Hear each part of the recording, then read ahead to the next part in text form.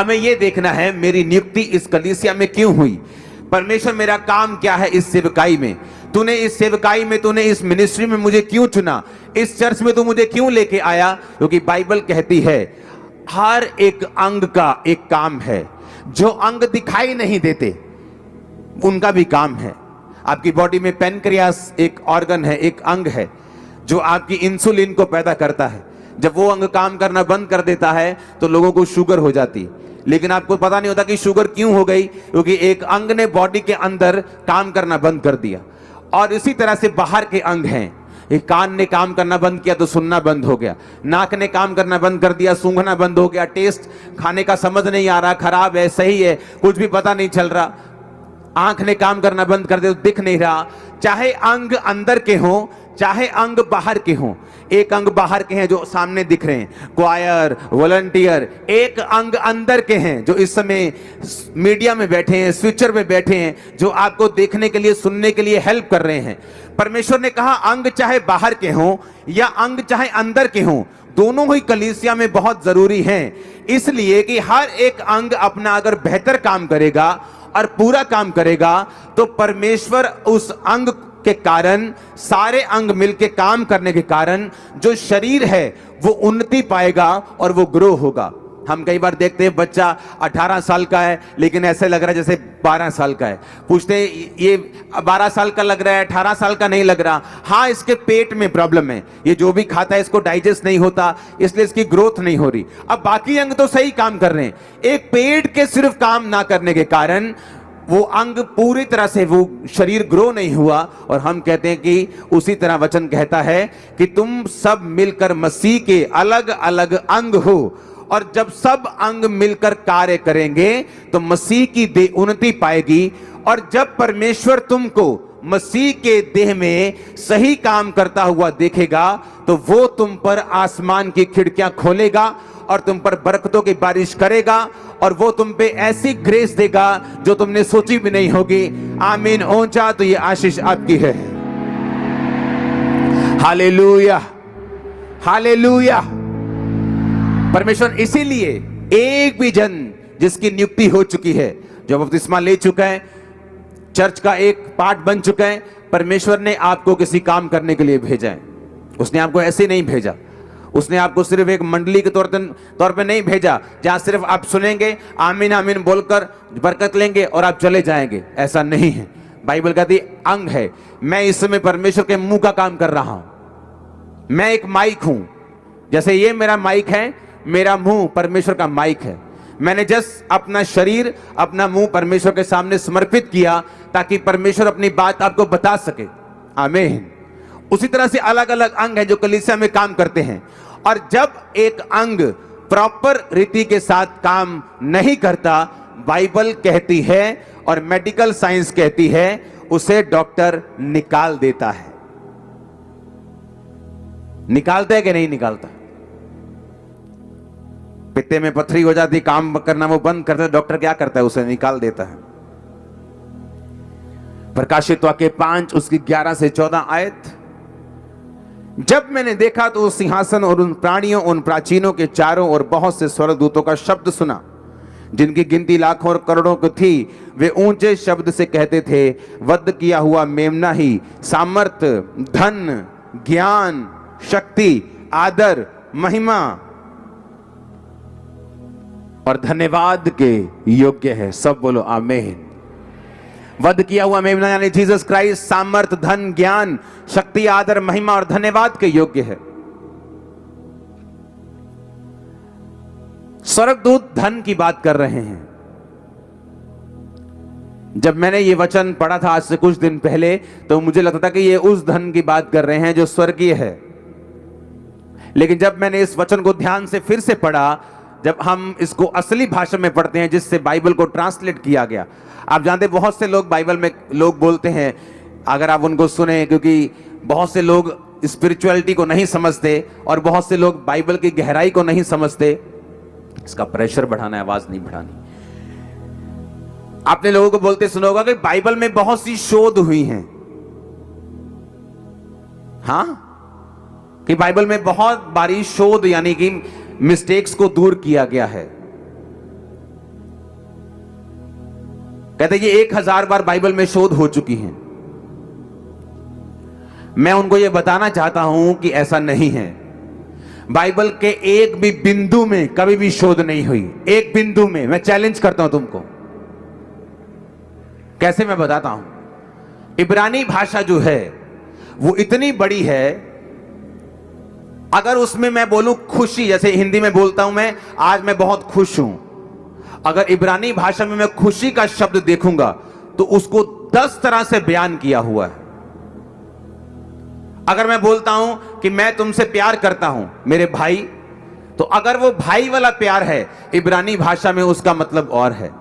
अगर वो बेटे वाला प्यार है, अगर वो दूसरा प्यार है, अगर पति पत्नी वाला प्यार है, अगर परमेश्वर वाला प्यार है, अगर दुश्मन वाला प्यार है, अनकंडीशनल प्यार है, उसे अगापे बोलते हैं। भाइयों वाले प्यार को शायद फिलियो बोलते हैं। तो एक प्यार शब्द के लिए कितने ही शब्द हैं इब्रानी में, लेकिन जब ट्रांसलेशन की गई बाइबल की, उसे इब्रानी भाषा से, जो पुराना नियम है उससे ट्रांसलेट, वो भी ओरिजिनल भाषा इब्रानी भाषा में थी और नया नियम ओरिजिनली यूनानी भाषा में था।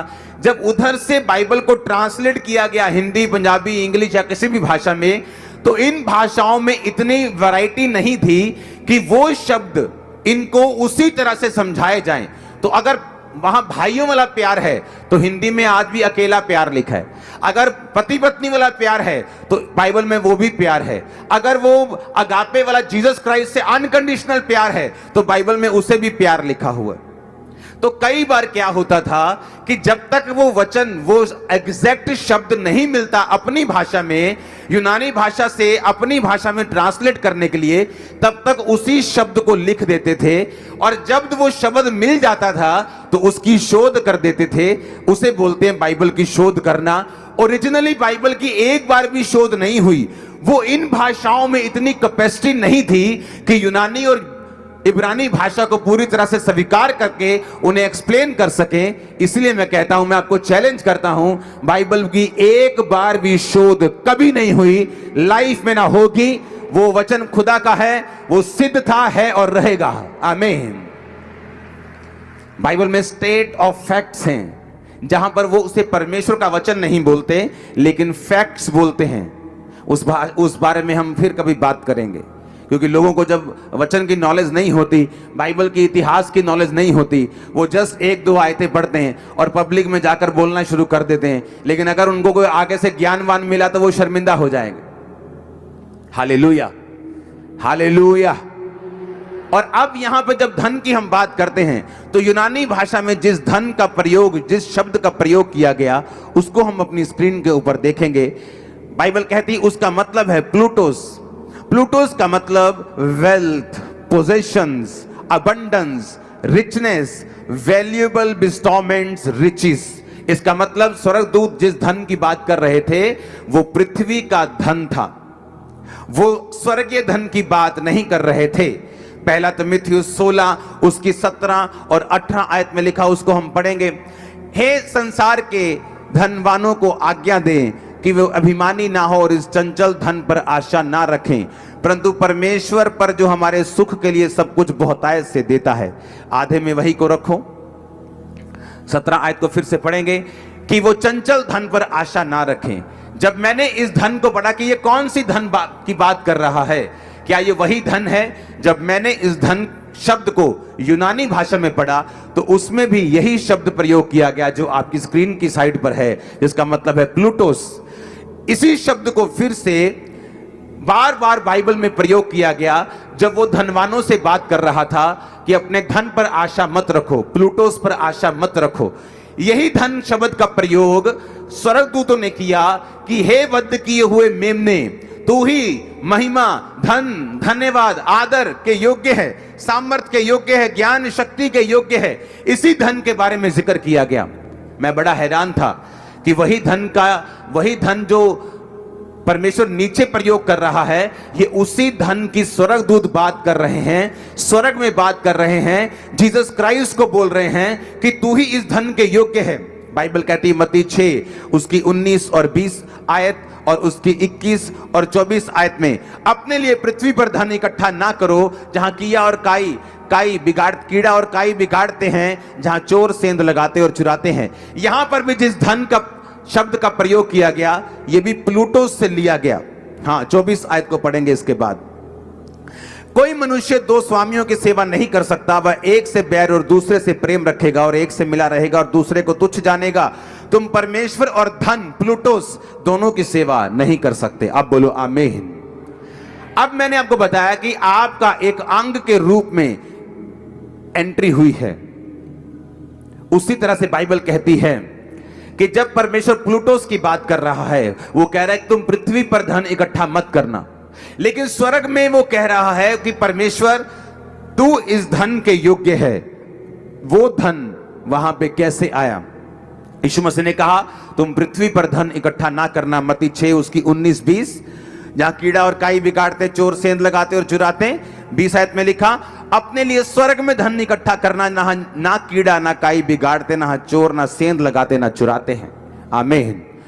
जब मुझे मालूम है, जब मैं चर्च में एक अंग के रूप में था, तो मैं फाइनेंशियली चर्च को रखता था कि मुझे अपने फाइनेंस से चर्च की सेवा करनी है, क्योंकि मेरा जो काम था वो एक ब्लेसिंग बनना था, फाइनेंशियली सपोर्ट करना था। अब मुझे धरती पर धन इकट्ठा करने की आज्ञा नहीं, और परमेश्वर ने कहा तुम धरती पर धन इकट्ठा नहीं करना, स्वर्ग में करना। तो स्वर्ग में वो धन इकट्ठा कैसे हो सकता है? जब मैं वो धन परमेश्वर के सामने रख दूंगा, जब मैं वो धन परमेश्वर के राज्य में बो दूंगा, मेरा वो धन डायरेक्ट स्वर्ग में जाता है, और परमेश्वर के सामने स्वर्गदूत फिर यही बोलते हैं कि तू इसी धन और महिमा और सामर्थ के योग्य है। बाइबल कहती है जो भी हम बोते हैं, परमेश्वर ने कहा था एक औरत को जिसने बहुत महंगा इत्र उसके पांव पर उंडेल दिया था, परमेश्वर ने कहा था, और चेले नाराज हुए थे कि परमेश्वर पर यह क्यों उंडेला गया, इसको अगर बेच देते तो काफी गरीबों की सहायता हो जाती है। और यीशु मसीह ने कहा था इसने मेरी देह पर ये मला है, और जहां जहां कहीं सुसमाचार प्रचार होगा इस बात का जिक्र किया जाएगा। मैं आपको ये बताता हूं, जो उसने बोया था वो यहां तो खत्म हो गया, लेकिन स्वर्ग में जमा हो गया। वहां जीसस क्राइस्ट सदा तक उसकी बात करते रहेंगे। उसने कहा था सदा तक उस धन की, उस बोने की बात होती रहेगी, स्वर्ग में भी उसकी बात होती रहेगी। जो कुछ उस औरत ने किया, हमें ये मालूम है, आपको मालूम, हर एक अंग का अलग अलग काम है। अगर परमेश्वर ने आपको यहां से उठाकर अगर अमेरिका भेजा है, तो इसका मतलब परमेश्वर ने आपको चर्च को फाइनेंशियली सपोर्ट करने के लिए भेजा है। और अगर जब आप अपना अंग काम करना बंद कर देते हैं, जिस काम के लिए परमेश्वर ने आपको भेजा, अगर आप सिंगिंग सीखते हैं, तो आपको क्या पता, आपको क्या मालूम कि परमेश्वर ने वो आपको चर्च की सेवकाई के लिए दी है। अगर आप किसी कैरियर में हैं, आप अच्छी आईटी में हैं, आप कैमरा चलाना जानते हैं, आप सफाई करना जानते हैं, प्रबंध करना जानते हैं, बाइबल कहती है कोई प्रबंध करने वाला है, कोई उपकार करने वाला है, कोई बोने वाला है, कोई गैर भाषा बोलने वाला है। क्या सब प्रबंध करते हैं? क्या सब गैर भाषा बोलते हैं? क्या सब चंगा करते हैं? परमेश्वर ने कहा नहीं, हर एक अंग जब अपना अपना काम करेगा तो वो आशीषित ही होगा। इसलिए पौलुस ने कुछ कलीसियाओं को बोला कि मेरा परमेश्वर तुम्हारी हर घटी को महिमा सहित मसीह यीशु में पूरा करेगा। किन कलीसियाओं को? जिन्होंने पौलुस की मिशनरी कामों में पौलुस की सहायता की थी।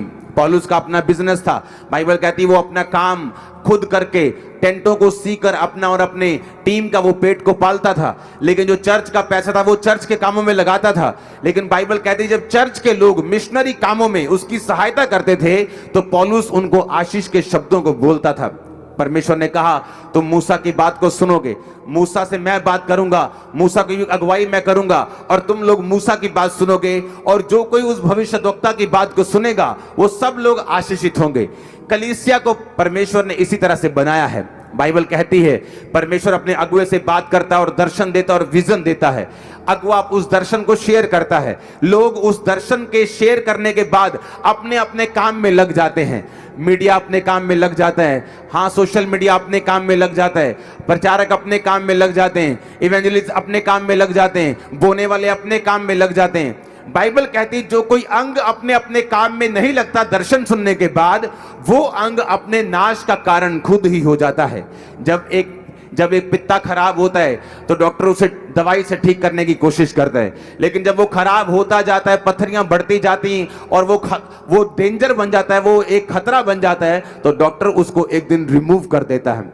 परमेश्वर आपको सुधारने की कोशिश करता है, वो आपको चांस देने की कोशिश करता है, लेकिन जब वो आपको देख लेता है कि आप किसी काम के नहीं, तो बाइबल कहती है वो माली को बोलता है कि इसको काट दे और इसकी जगह एक दूसरा पेड़ लगा जो बढ़ सके और फल दे सके, क्योंकि मेरे परमेश्वर ने तुम्हें इसीलिए चुना है, लगाया है कि तुम बहुत सा फल लेके आ सको और तुम्हारा फल बना रहे। आमीन।